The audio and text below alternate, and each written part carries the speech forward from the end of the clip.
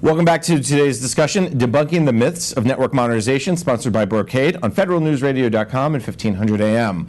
My guests today, Anthony Robbins, the Vice President of Federal for Brocade, and Tony Celesti, the Director of Federal for Brocade. I'm your host, Jason Miller. Now, before break, Tony Celesti, we were talking a little bit about the savings, $1 billion in savings, $7 billion on the high end if you want to be less conservative. Talk a little bit about those savings. How do you get to that $1 billion? Because I think people need some clarity. So in Gartner's model, it's all about open standards and multi-manufacturers. So you have multiple vendors providing discrete functions within your network environment to drive the savings. And when you insert those open standards, it gives you economies of scale, drives additional competition, and drives additional innovation. And that's where it really comes from. And then if you want to look at some real world examples in government, Department of Commerce just did a press release last year. They released their first multi-manufacturer BPA to acquire networking infrastructure and support based on open standards, and estimate that they're able to save $25 million by doing so. And those percentages map very well to this Gartner model. One of the things about a multi-vendor environment is, well, you need someone to integrate it, or you need someone to kind of run all these different systems. Does the new IP make things easier? Because under the old model, the client-server model that Anthony brought up early on, that was one of the big hiccups, is that integrator grew in the federal community, but it also created more complexity.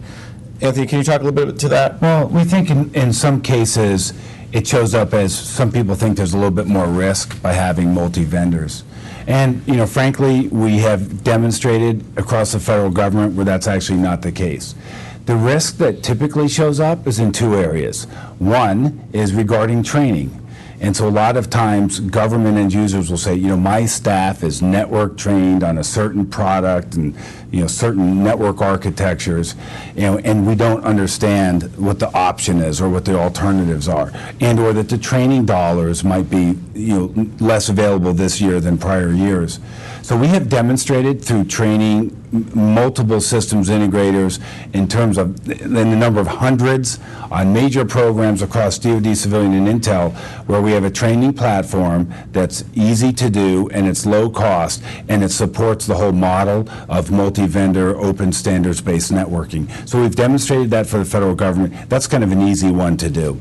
The second thing that our customers will talk about is the cost of change relative to switching platforms and, you know, other than training, how much do I have to spend to integrate multiple platforms?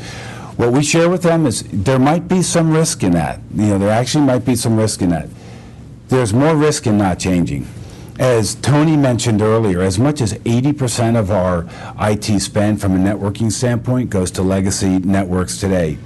And the enterprise of tomorrow is going to have a completely different looking network, when it's going to be agile, scalable, more secure, it'll be simplified, and so many more things. That will be in place, and it looks so different than what we have today. So if we can't morph the customers from the network that they have today to tomorrow, the network that they have today will become more costly, because all of us in the commercial spaces aren't spending time on yesterday's technology. And the second thing, it'll become less secure. So the risk of not changing is far greater than any risk associated with a change. I can think of two other risks. One of them, of course, is cybersecurity. We're going to get there in a second. But another risk, and let me just throw it out there to you guys and see if we can talk a little bit about it, is the idea of your applications and your data. It's all based on a certain type of architecture, meaning, well, I have applications that run on Microsoft Windows or Linux or Unix or whatever. Does that also play into it, or does that ease because once you move to the cloud, once you have this new IP modernization, that's not as big of a deal?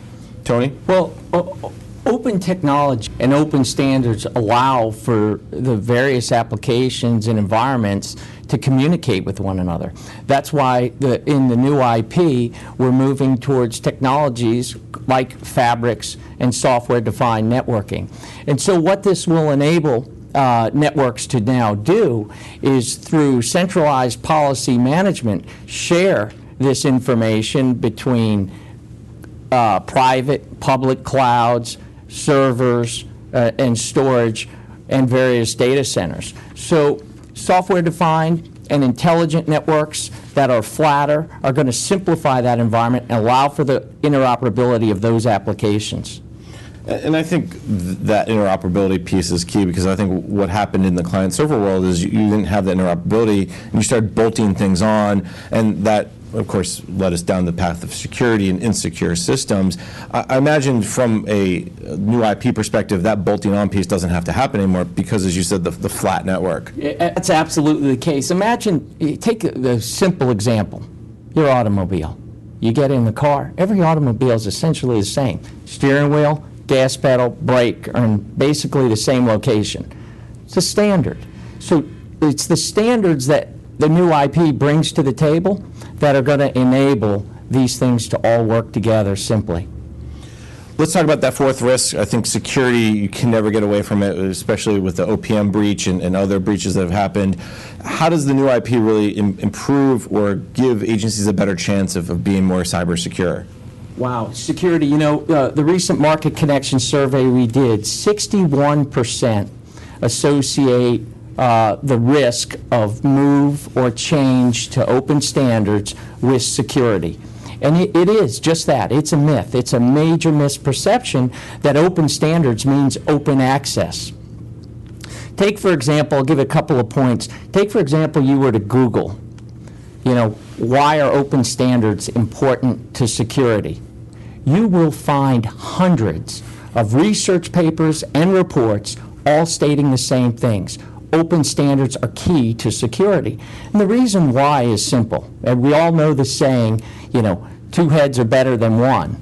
Well, imagine this. You have an entire ecosystem, an industry, thousands of developers focusing on best practices, looking for vulnerabilities in code, much like we saw in the Linux model, versus, you know, a single vendor with a handful of developers in a proprietary environment trying to do it.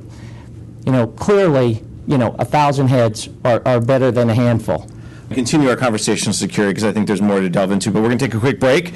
You're listening to Debunking the Myths of Network Modernization, sponsored by Brocade on federalnewsradio.com and 1500 AM.